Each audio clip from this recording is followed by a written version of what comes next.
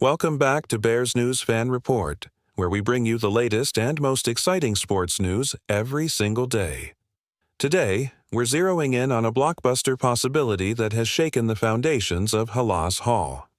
Could DJ Moore, the electric wide receiver the Bears just traded assets to acquire last year, already be on the way out of Chicago? Insider whispers are swirling, and former NFL scout Isaac Coleman recently sparked a wildfire on social media by naming Moore in play for a deal this offseason.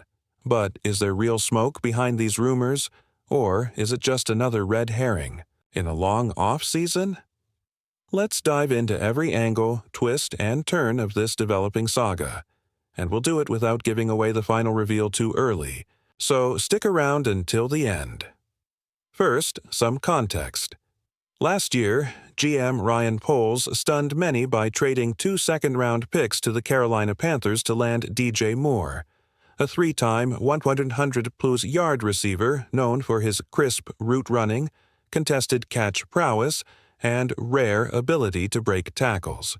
Moore rewarded the Bears with 78 receptions, 1,150 yards, and 6 scores, numbers that ranked him among the league's top 15 receivers, even as Chicago endured growing pains under rookie QB Caleb Williams. Fans and pundits alike assumed Moore would become the long-term number one threat in Johnson's offense. So why, less than a year later, is his name suddenly in trade rumors? Let's start with the on-field fit. In 2025, Moore averaged a robust 14.7 yards per catch, but bore the brunt of double teams as defenses keyed on his inside releases. Meanwhile, rookie Luther Burden III thrived in the slot, and Rome Odunze showed flashes of alpha potential outside. With Caleb Williams expected to lean on short, quick reads to mitigate sacks, some coaches believe Moore's vertical release skill set may not align perfectly with the slant and cross-timing routes Johnson loves. Could the Bears decide a change of scenery for Moore, paired with a complementary veteran or third-rounder, better suits their offensive evolution? Then there's the salary cap calculus.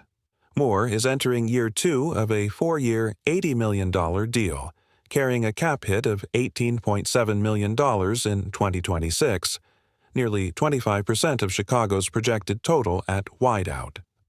By dealing him now, the Bears could clear that space, take on a cheaper slot option, and reallocate funds to shore up the offensive line or defense. According to Spotrac, the dead cap on Moore would be $9.3 million spread over 2 seasons. Painful, but far less crippling than paying toppy dollar for a receiver whose usage might dip in Johnson's system. Could Poles decide the long-term flexibility outweighs short-term optics? Off-field dynamics add another layer. Sources say Moore grew frustrated with inconsistent targeting, especially on third down and red zone looks. Post-game quotes from Moore hinted at wanting the rock when it counts, fueling speculation he clashed with Johnson's game plans. Meanwhile, social media chatter suggests quarterback Williams developed stronger chemistry with younger receivers in the locker room. While Moore remained a consummate professional, speculation that the locker room vibe shifted has only grown louder. Is it possible that a trade, even for an expiring contract or late-round picks, could preserve team harmony and send Moore to a roster ready to feature him as the clear number one?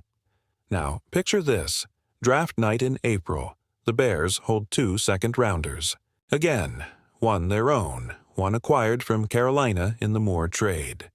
They're on the clock, but suddenly calls come in. A divisional rival offers a third-round pick and a future second to bolster their passing game, or perhaps a contender dangled. A proven veteran corner in exchange for Moore plus a 5th-rounder. Sources claim Poles answered the phone, engaged in serious dialogue, and left the table without a deal, but not before teasing how intriguing the offers were. Could that trial engagement foreshadow an actual move once the spring-summer slate shifts? Speaking of spring, OTAs begin soon, and for Moore, the preparation window will be both physical and psychological. Will he show up in organized team activities fully committed to the Bears, silencing rumors with crisp practice performances? Or will medical staff note him holding it in on certain routes, feeding the narrative that both sides may be ready to part ways before padded camp? Agents on DJ's agency roster reportedly have been quietly peddling his availability to other GMs, positioning him as a true number one target for any team needing a jump shot threat.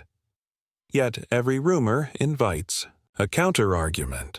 Remember, the Bears already turned over significant draft capital for Moore once. Would Poles really do it again within a year? And what message would that send to future trade partners about Chicago's follow-through?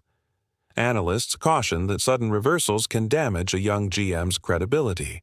Meanwhile, some insiders believe Coleman's in-play comment was a strategic leak, designed to lower Moore's market price and prompt Carolina to re-enter talks, essentially a Poles negotiating ploy. Could this be less about moving Moore, and more about pressuring his former team? Public reaction has been explosive. Bears fans on X, formerly Twitter, are torn, some clamoring to keep Moore no matter the cost, others urging a greener, younger receiver core. Casual observers point to the Washington Commanders' offseason shakeup at receiver as a cautionary tale. Demanding too much for young talent can hamstring a franchise. Meanwhile, betting markets have opened slight odds on Moore being traded. Before training camp, and futures on his landing spots include New England, Pittsburgh, and Miami. Could one of those teams truly bite? Through it all, Poles remains characteristically mum, offering only this during a press conference. We evaluate every asset every day. DJ's a tremendous competitor and teammate. Our goal is to do what's best for the Bears. That, carefully, measured line, praising Moore while highlighting evaluation and doing what's best, has only fueled more speculation. What exactly is Poles hinting at? And when will the other shoe drop? As we approach rookie minicamp, the stage is set. Will Moore stride onto Halas Field in purple and gold, ready to dominate again? Or will his locker be empty, replaced by a new veteran target caller as radio waves buzz about a mouthwatering more for more swap? Could Chicago pull off a bold swap, turning Moore into a star cornerback or defensive tackle prospect in exchange? Or might they wait until late August, capitalizing on other teams' camp injuries to extract maximum value? One final twist. Should Moore indeed depart, who steps up? Many eyes will shift to rookie Luther Burden, veteran N'Keal, Harry, or even practice squad call-up Tyler Scott. How will Williams adjust without Moore as his safety valve? Is the current offense versatile enough to absorb that loss, or would the trade be folly? And might this push the Bears back into the market for a veteran slot receiver like Curtis Samuel or Marquise Brown? So, what do you think about all of this? Is DJ Moore truly on his way out of Chicago? Or is this drama just off-season noise designed to distract rival GMs? Would you pull the trigger on trading Moore for cap space and picks, or keep him as your top playmaker? I'm torn between loyalty to a player who gave us so much and the cold logic of NFL roster building, but one thing's for sure. However this ends, DJ Moore's future will shape the Bears' destiny this fall. Drop your thoughts in the comments. I can't wait to read your takes. If you enjoyed this deep dive into one of the NFL's juiciest trade rumors, don't forget to hit that like button, subscribe to Bears News Fan Report, and ring the notification bell so you never miss an update on every move in Chicago and beyond. Thanks for tuning in, and as always, bear down.